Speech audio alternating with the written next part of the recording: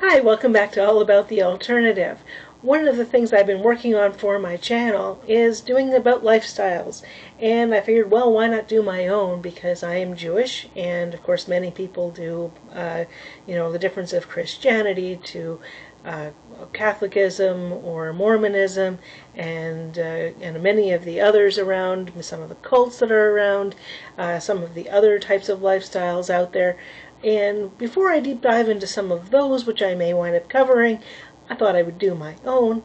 And so this is really no different, and I figure I'll do different sections as I go along. Today I'm going to do women in Judaism, because why not? Anyway, stick with me. I'll be right back.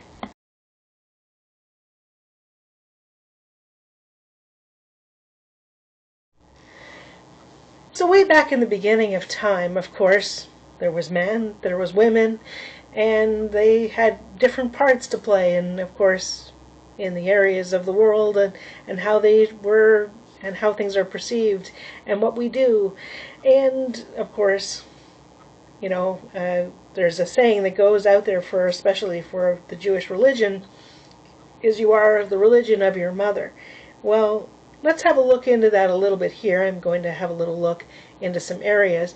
While I am going to cover about what some different sections of the Jewish religion are, how they treat women, the actual information about each of those sections will actually be covered separately throughout this series. So if I don't mention something here now, there may be some things I'm going to mention later. And so that at least, if I forget anything, well, maybe I'll be bringing that up in the future as well. So there's that.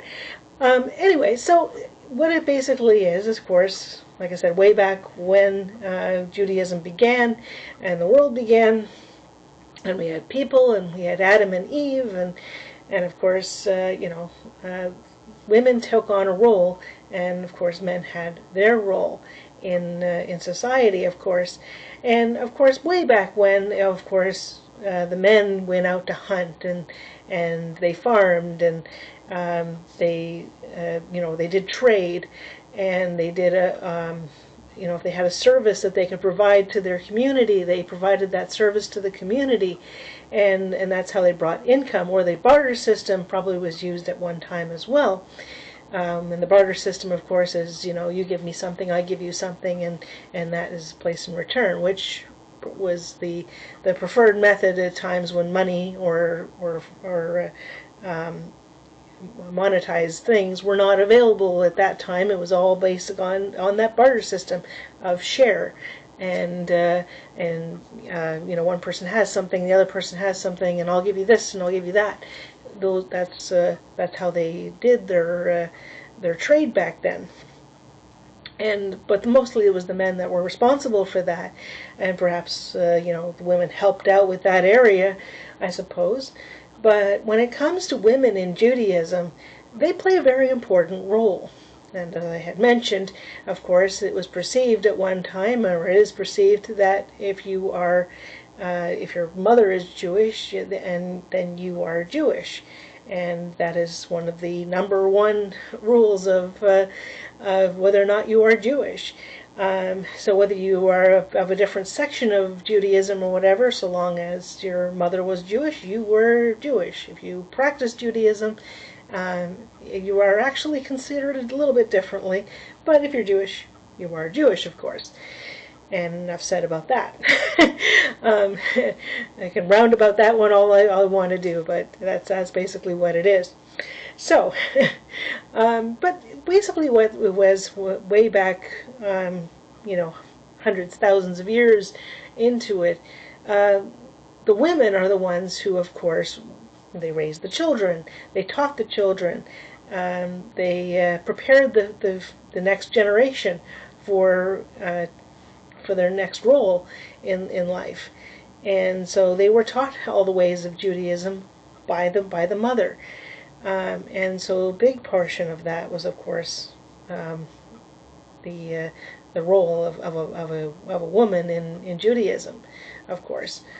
So I mean, they were the teachers, and they were the nurturers, and the ones who taught the religion and all the rituals and how it goes, because of course the men were very busy with their outside jobs or wherever they were doing, and it was probably more considered to have a son or a male in the family to take over the role of the father, or the husband father role in the household. So the girls or the and or any other women in the household were always responsible for the nurturing and for cooking and all the household needs. And of course, most back then, of course, it was very unexpected that a woman would work. They would expect the men to do all of those things. But also, in the case of some of the areas of the religion, there was different sections of the religion, especially if you came down to like the Orthodox or ultra-Orthodox, Hasidic, Lubavitch areas. They would go to synagogue by themselves, and they would pray, and they would have some of the services that they would do was away from the women.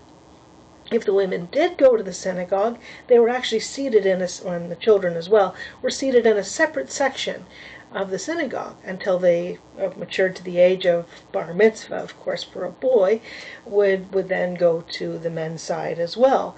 And it was considered that, of course, there's a old idea, I guess, that and is still today considered that it would take away from the men's prayers to have a woman sitting next to a man while they were praying.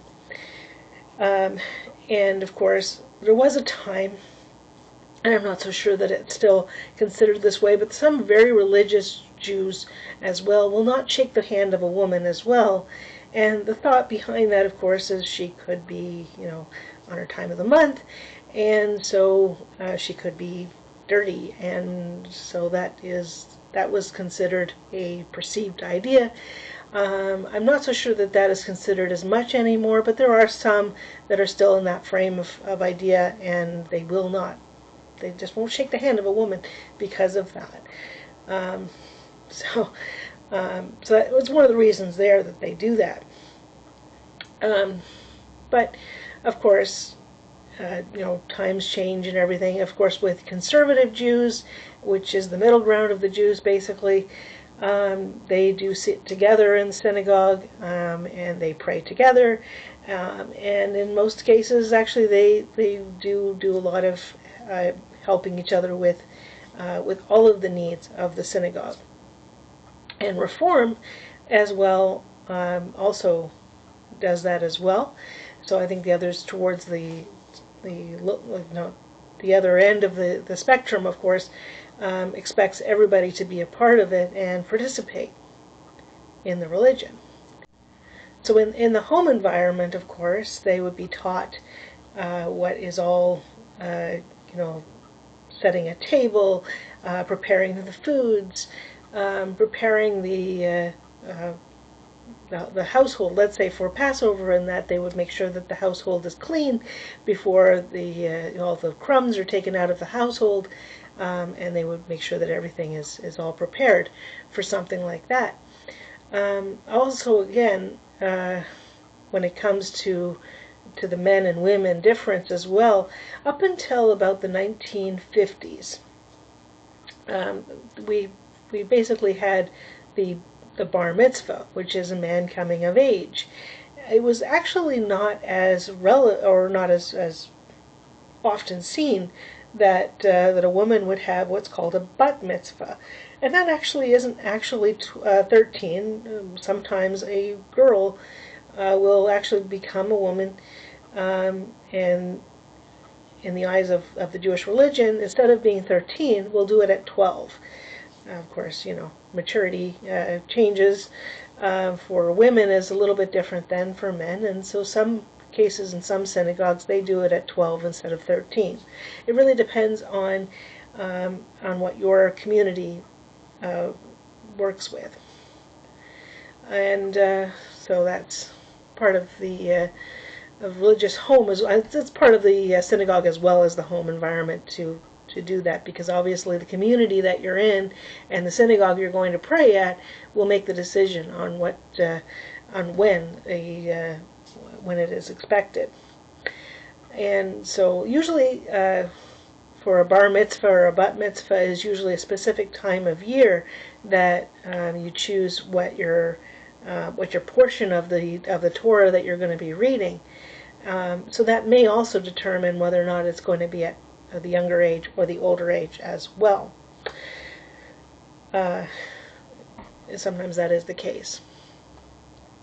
And so like I said, it's usually up to the woman to do all the nurturing and creating the household rules and everything, which, if they're really religious, will be related to those to the religion itself, right?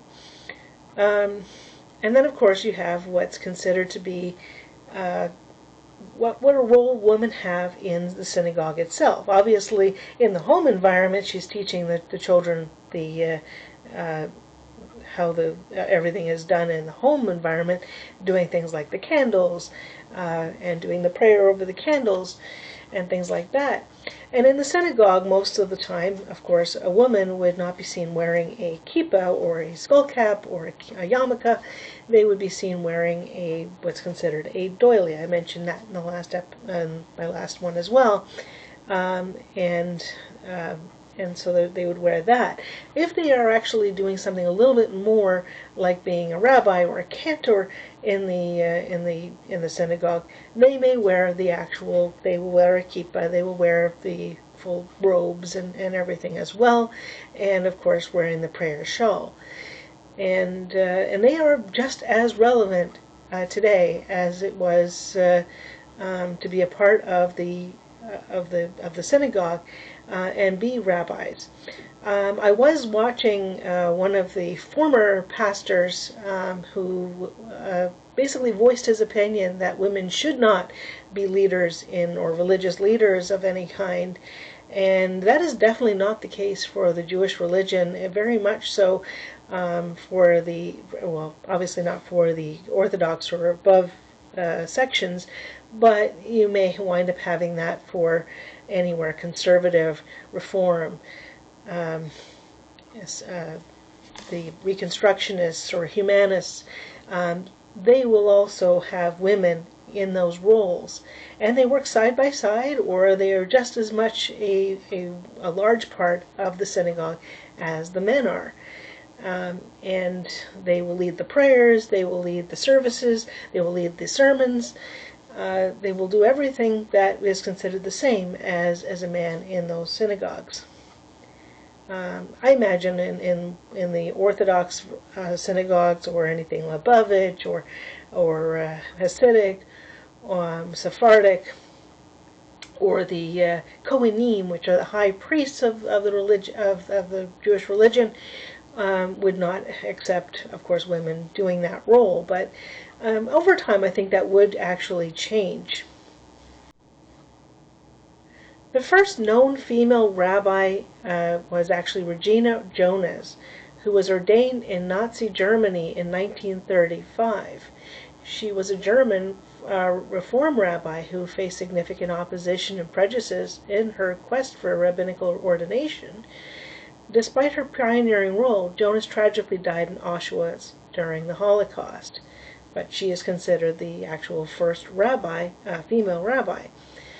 And also, while I'm not going to cover all of the other female rabbis that have lived since then or have been around since then, it's significant to note, because I am in Ontario, that 1980, the first known female rabbi in Canada was actually Joan Friedman, who became and served rabbi in Canada in 1980.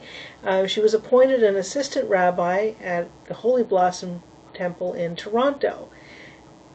And she was also followed after that by Elise Goldstein as assistant rabbi from 1983 to 1986. She was at first considered to be the first female rabbi in Canada, but that actually goes to Joan Friedman, who of course was 1980, as I said.